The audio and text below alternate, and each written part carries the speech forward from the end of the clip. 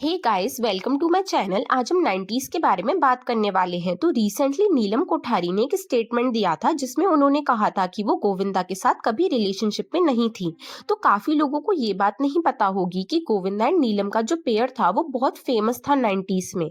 उन्होंने 14 मूवीज एक साथ की हैं और गोविंदा नीलम को बहुत ज्यादा लाइक करते थे। वो नीलम से शादी करना चाहते थे, पर क्यों नीलम ने कभी एक्सेप्ट नहीं किया कि वो गोविंदा के साथ रिलेशनशिप में थी एंड क्यों उनका डाइवोर्स हुआ। तो इस वीडियो में हम इसी बारे में बात करेंगे। नीलम कोठारी अपने टाइम की बहुत ज्यादा फेमस एक्ट्रेस थी। रिसेंटली उन्होंने मना किया था कि वो गोविंदा के साथ कभी रिलेशनशिप में नहीं थी।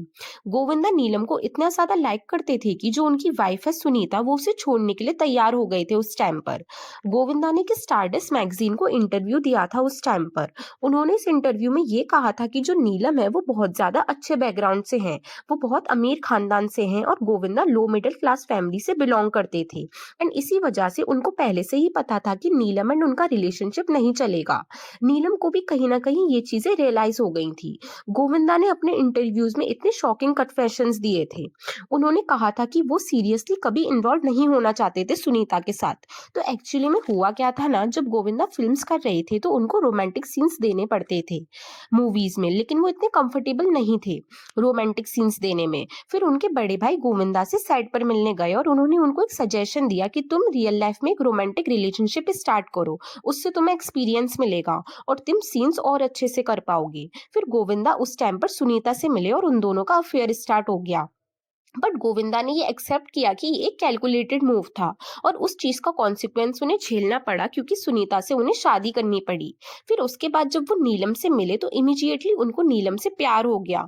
एंड नीलम एक रिच फैमिली से बिलोंग करती थी, जब भी वो बहुत डाउन टू अर्थ और हम्बल थी। गोविंदा उनकी तारीफ करते रहते थे अपनी फैमिली में। इनफैक्ट वो सुनीता के सामने भी उनकी तारीफ करते रहते थे एंड वो सुनीता से कहते थे कि तुम भी नीलम जैसी बन जाओ। धीरे धीरे सुनीता को इन सब चीजों से चिढ़ होने लग गई और वो गोविंदा से कहती थी कि जैसी मैं हूँ वैसी ही रहूंगी, तुमने मुझसे ऐसे ही प्यार किया है, मुझे चेंज करने की कोशिश मत करो। धीरे धीरे सुनीता एंड गोविंदा का रिलेशनशिप खराब होने लग गया। उन दोनों में फाइट्स वगैरह होने लग गई और जब भी सुनीता नीलम के बारे में कुछ सुनती थी तो उन्हें बहुत बुरा लगता था। एक दिन सुनीता ने नीलम के बारे में बहुत ज्यादा बुरा बोल दिया, जिससे गोविंदा ने गुस्से में आकर सुनीता से अपनी एंगेजमेंट तोड़ दी। इसके बाद सुनीता ने गोविंदा को जैसे तैसे शादी करने के लिए मनाया। एंड इन सब चीजों के बाद गोविंदा की फैमिली ने सुनीता और गोविंदा की शादी एक मंदिर में करवा दी। लेकिन गोविंदा ने पब्लिकली इस चीज को डिस्क्लोज नहीं किया था अभी कि उनकी शादी हो गई है, और ये चीज उन्होंने नीलम को भी नहीं बताई थी। और उस टाइम पर नीलम उनके साथ काफी मूवीज वगैरह कर रही थी एंड जब नीलम को धीरे धीरे ये सब चीजें पता चली तो उन्होंने पूरी तरीके से कट ऑफ कर दिया था गोविंदा को। उनके साथ मूवीज करनी वगैरह भी बंद कर दी थी। गोविंदा को कुछ भी समझ में नहीं आ रहा था कि ये उन्होंने क्यों किया।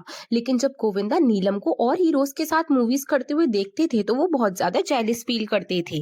नीलम के अपने अलग एम्बिशंस थे, उनको जिस तरीके का लड़का चाहिए था वो अलग था एंड उन्होंने कभी गोविंदा के साथ शादी का टॉपिक नहीं लाया।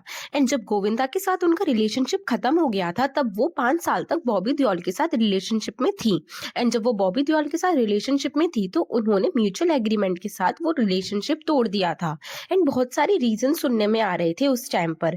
लाइक ऐसा बोला जा रहा था कि धर्मेंद्र जो है उन्हें नहीं पसंद अगर उनकी एक बहू एक एक्ट्रेस हो।